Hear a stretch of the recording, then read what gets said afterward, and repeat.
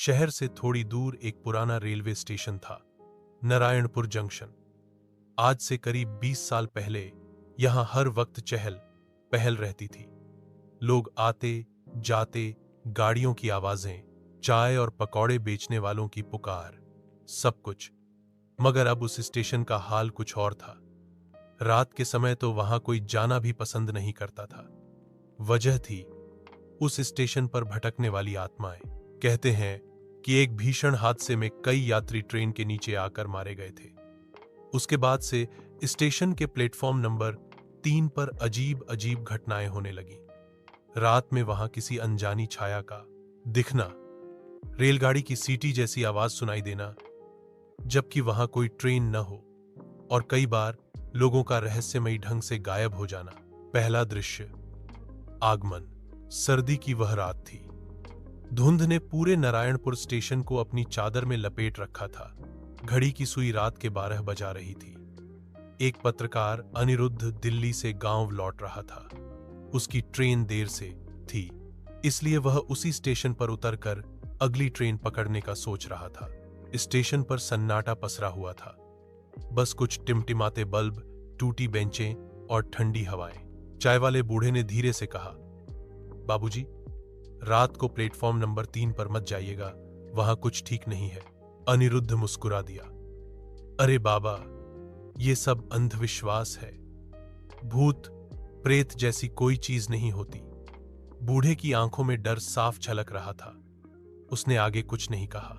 दूसरा दृश्य, platform number 3 की खामोशी। अनिरुद्ध ने कैमरा और नोटबुक निकाला। उसे लगा कि अगर यहां कोई रहस्यमयी किस्सा है तो यह उसके लिए अच्छी खबर बन सकती है। जिज्ञासा में वह प्लेटफॉर्म नंबर 3 पर चला गया। वहां का माहौल अजीब था। हवा और भी ठंडी, बल्ब लगातार झपक रहे थे। जैसे ही उसने कदम रखा, अचानक कानों में ट्रेन की सीटी गूंजी। उसने मुड़कर देखा।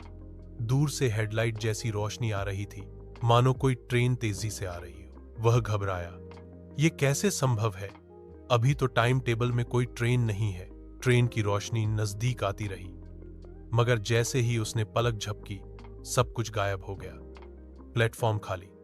अनिरुद्ध का माथा पसीने से भीग गया। तीसरा दृश्य, परछाइयों का खेल। कैमरे से तस्वीरें खींचते खींचते उसे लगा जैसे पीछे कोई चल रहा है।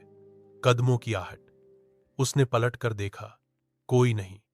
फिर भी उसके ठीक पीछे किसी के धीमे धीमे सांस लेने की आवाज साफ सुनाई दे रही थी। कौन है वहां? उसने जोर से कहा। अचानक अंधेरे से एक औरत की छाया उभरी। लंबा घूंघट, फटे पुराने कपड़े और पैरों में बंधी टूटी हुई पायल। उसकी आंखें लाल थीं और होंठों से अजीब सी कराह निकल रही थी। अनिरुद्ध ने घबराकर कैमरा उठाया। तभी उस औरत ने चीख मारी, इतनी भयानक कि उसके कान सुन्न हो गए। यहां क्यों आए हो? चले जाओ, वरना उसी तरह मरोगे जैसे हम मरे थे। चौथा दृश्य, रहस्य का खुलासा। अनिरुद्ध किसी तरह भागकर प्लेटफॉर्म नंबर 2 पर पहुंचा। उसका दिल जोर जोर से धड़क रहा था। उसने हिम्मत जुटाकर वहां ड्यूटी पर बैठे एक बुजुर्ग टिकट चेकर से पूछा, यह सब क्या है? वो औरत कौन थी? बुजुर्ग ने लंबी सांस ली।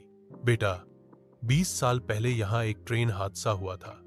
पूरी बोगी पटरी से उतरकर यहां प्लेटफॉर्म नंबर 3 पर पलट गई थी। दर्जनों लोग कुचल गए, जल गए। उन्हीं में से एक औरत भी थी जो अपने बच्चे के साथ जा रही थी। उसका बच्चा उसी हादसे में मर गया और कहते हैं कि उसकी आत्मा आज तक अपने बच्चे को ढूंढ रही है। अनिरुद्ध सन्न रह गया। पांचवां दृश्य, मौत का सामना। वह ठान चुका था कि रहस्य को पूरी तरह सुलझाएगा। अगली रात वह फिर उसी स्टेशन पर गया। इस बार कैमरे के साथ एक छोटा सा टेप रिकॉर्डर भी लाया था। जैसे ही वह प्लेटफॉर्म नंबर 3 पर पहुंचा, अचानक हवा का झोंका आया और सारे बल्ब बुझ गए। चारों तरफ सन्नाटा। फिर वही रोशनी, वही ट्रेन की सीटी। औरत की परछाई उसके सामने आ खड़ी हुई। उसके हाथ खून से सने थे। मेरा बच्चा, मुझे मेरा बच्चा चाहिए, वह चीख रही थी। अनिरुद्ध डर से कांप रहा था, मगर उसने हिम्मत करके पूछा, तुम्हारा बच्चा कहाँ है? औरत रोते रोते बोली, वह हादसे में मरा। उसकी आत्मा इस स्टेशन पर भटक रही है जब तक मैं उसे पा नहीं लेती। मैं चैन से नहीं जाऊंगी। अचानक उसके पीछे से बच्चे के रोने की आवाज आई। अनिरुद्ध ने देखा, धुंध के बीच एक छोटे लड़के की आत्मा खड़ी थी। औरत ने उसे अपनी ओर दौड़कर गले लगा लिया।